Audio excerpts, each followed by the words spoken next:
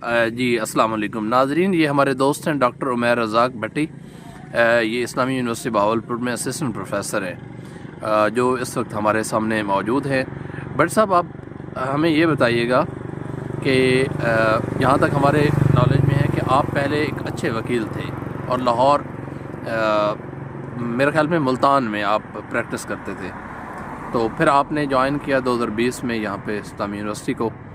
अच्छा, और आजकल आप यहाँ पे पढ़ा रहे हैं। और आप ये बताइएगा कि आप की जो स्पेशलाइजेशन है या जिसमें आप कर रहे हैं वो एडीआर है।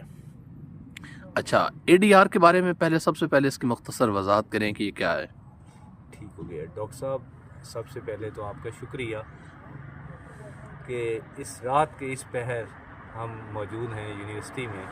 और एक बहुत ही आपने अच्छा क्वेश्चन रेज़ किया कि एडीआर क्या है।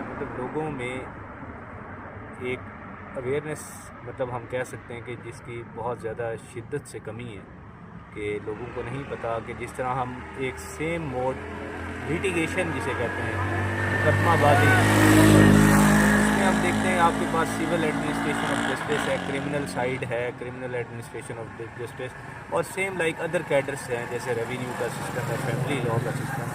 तो इसी तरह एक alternative mode of justice system है जिसको बाकायदा तौर पर रेगुलेटेड बाय लॉ है। उसके अंदर आप देखें, आपके पास पहले जो दीवानी का कवानीन है वहाँ पर भी इनकॉर्पोरेट था, और उसके बाद पंजाब की हद तक एक कानून जिसे आप अल्टरनेटिव डिस्प्यूट रेजोल्यूशन एक्ट कहते हैं। अच्छा भट्ट साहब, आप यहीं बताइएगा, जो मैं आपके जवाब से मैंने अखज़ किया है वो मुझे ये समझ आया है कि जो अल्टरनेटिव डिस्प्यूट इन रेजोल्यूशन है, क्या वो ये जो पंचायती हमारा सिस्टम था पंजाब में और पूरे पाकिस्तान में, क्या ये उससे कितना मुमासिल है? देखें डॉक्टर साहब, ऐसे है कि क्योंकि आप देखें जब सब कॉन्टिनेंट था उसकी डिवीज़न के बाद, आप देखें जब पाकिस्तान बना, इंडिया बना, तो उसके बाद बहुत सारे ऐसे लॉ थे जो हमने इनहेरिट किए, कॉलोनियल बेस्ड लॉ। ऐसे ही तो इस तरह देखें जो सालिसी का निज़ाम है पाकिस्तान में ऑलरेडी एग्जिस्ट कर रहे हैं। 1940 का एक एक्ट है जिसे आर्बिट्रेशन एक्ट कहते हैं। तो वो कानून बेसिकली उसका भी स्पिरिट देखा जाए तो उसके अंदर भी यही चीज़ें हैं।